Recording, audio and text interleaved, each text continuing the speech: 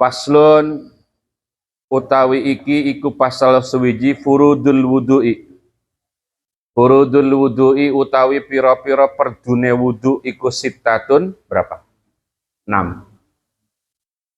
Al awalu adapun yang pertama iku an-niyatu niat.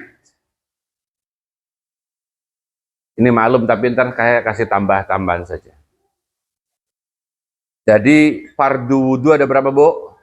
6. Fardu ya gak boleh ditinggalin, ditinggalin batal wudunya, gak sah. Yang pertama nih, niat itu makrunah. Niat itu harus apa? Makrunah. Kayak sholat tuh. Allah. Niatnya kapan? Itu bareng itu. Ada kerentek nggak, Ibu? Pas takbir ada kerentek nggak? Kerenteknya apa? Saya niat ingsun pasti kan ya? Atau saya niat. Allah. Itu harus kerentek.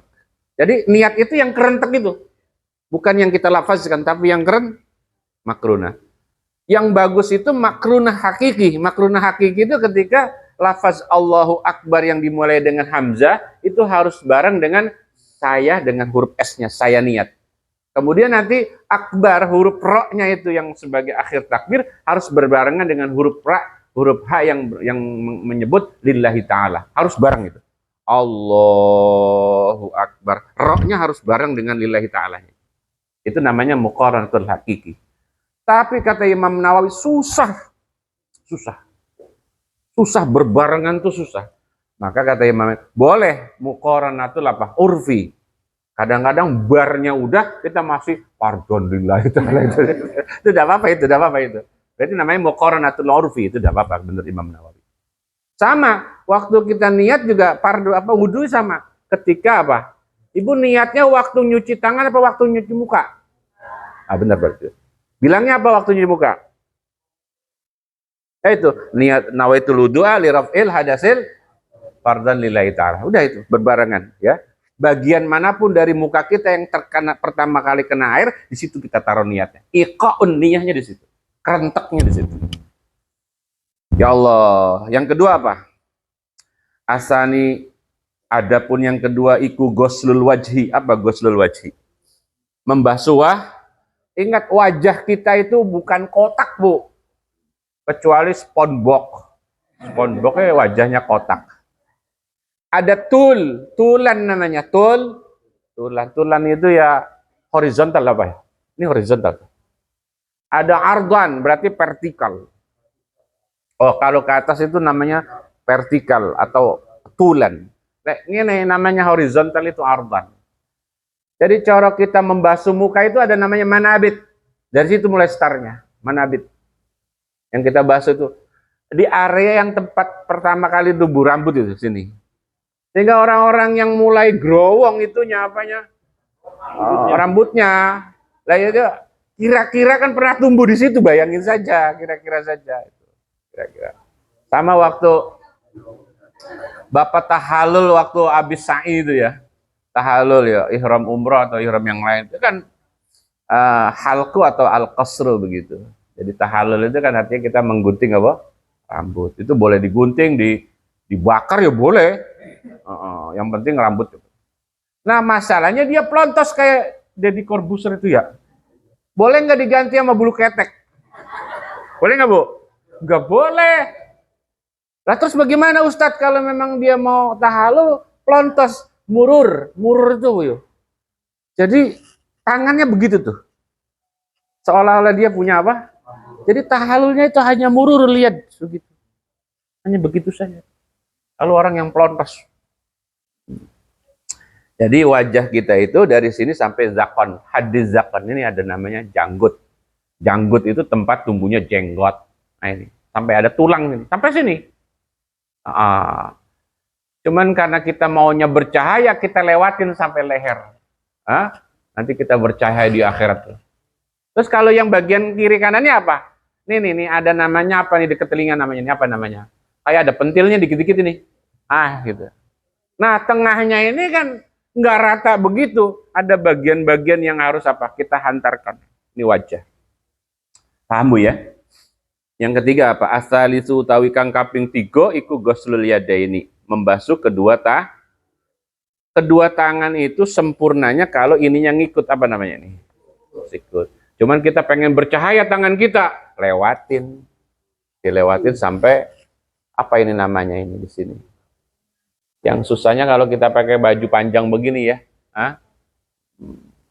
beberapa ulama itu kalau wudhu pasti dicopot bajunya, karena biar dapat ini.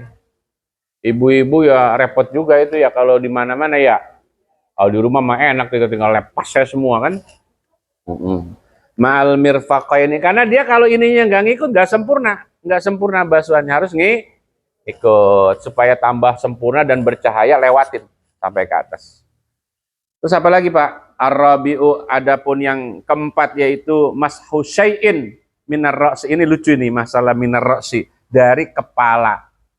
Kepala. Kalau rambut bagaimana?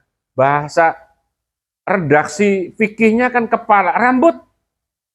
Oh, di situ ulama berdebat. Min itu sebagian, berarti sebagian dari kepala. Rambut bagian kepala bukan?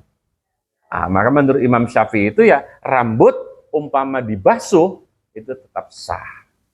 Kemudian sebagian besar apa sebagian kecil? Kalau itu nanti ulama berbeda pendapat. Imam Syafi'i sebagian kecil, cukup 3 helai saja kita apa? Kita bahas. Cuman kan nyari 3 helai jadi lama. Ibu wudhu terus kan kata Imam Syafi'i 3 helai sudah mewakili kepala. Cuman nyari 3 helai jadi udah langsung aja plok-plok begitu. Lebih cepat malah daripada ini alal akal. Sehingga kalau ada orang kok ngamalin membasuh kepala itu sampai ke semua kepala, itu maknanya min, bukan sebagian. Ya semua kepala. Biasanya ciri-cirinya rambutnya plontos, mazhab lain kalau itu. Ini kan karena nggak ada yang plontos, saya kira ya Syafi'i semua ini. Kalaupun plontos bagian depannya doang. Ya, kemakan apa itu?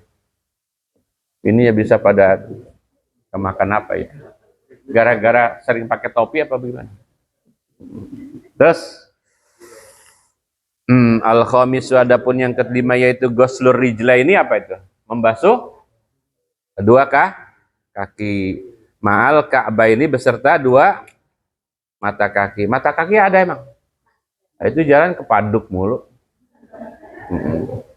As-sadisu, adapun yang keenam yaitu at-tartibu, apa itu tartib, Bu? Berurutan itu apa? Ya, kalau posisi nomor 1 harus duluan. Tapi Ibu kok sering nggak tertib? Terutama kalau Bapak antri sembako.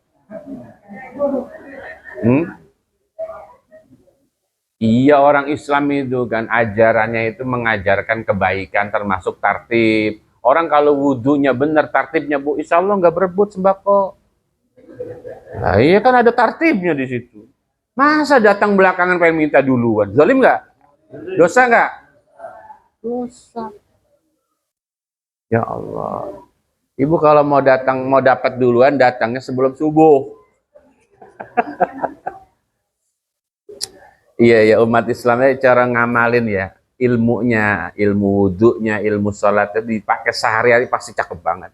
Cuman kita kadang ya sholat, brengsek ya brengsek kadang-kadang itu. Karena nggak sampai mendalam mengamalkan sholatnya. Itu bab wudhu saja tartib kagak dipakai. Boleh nggak Bu tangan duluan baru apa muka, boleh nggak? Nggak boleh, karena tangan itu urutan nomor 2. Nah, jadi tartib itu artinya mengerjakan sesuatu berdasarkan nomornya. Nomor 1 ya nomor 1. Bagaimana belum nomor 1 langsung nomor 3, tapi lupa, bagaimana Bu? Lupa loh, bukan karena sengaja. Bagaimana? Ya ulang lagi dasar. Tapi ngulangnya nggak perlu dari awal, nggak perlu dari niat lagi. Ngulangnya itu di posisi lupanya di mana tadi? Yang kita tinggalin lupanya apa? Ya Allah, terakhir tambahan saja. Anggota tayamum ada berapa? Bu, anggota tayamum ada berapa? 2. Wajah dan wajah dan sama ya, wajah dan muka ya. Tangan dan wajah. Hadas kecil tayamumnya berarti Hadas kecil, wudhu gantinya tayamum. Yang dibasuh apa? Kedua tangan. Dan hadas besar, awas bilang guling-guling, awas. Sama saja walaupun hadas besar yang dipakai apa? Tangan dan sekarang anggota wudhu. Anggota wudhu apa saja? Wajah, terus apa lagi? Tangan, terus apa lagi? Kaki. Udah itu aja. Ulang. Wajah, tangan, kaki, kepala. 4 ya. Kenapa bokong tidak masuk? Dengkul kenapa nggak masuk? Kata Imam Nawawi Al-Bantani, a'dha'il wudhu itu pertama tinjauannya itu karena memang itulah keempat anggota tubuh yang sehari-hari berbuat dosa. Jadi itu hikmah dibalik apa? Anggota wudhu tertentu. Tangan, yang bikin dosa kan tangan, kaki, wajah itu yang maksud apa? Mata, kepala. Maka itu ketika anggota wudhu hanya 4 anggota itu menunjukkan mewakili dari kebiasaan anggota tubuh yang potensinya berbuat dosa. Kalau bokong kan jalan berbuat dosa. Bokong itu jarang berbuat, tapi bikin orang pada dosa. Wallahu a'lam.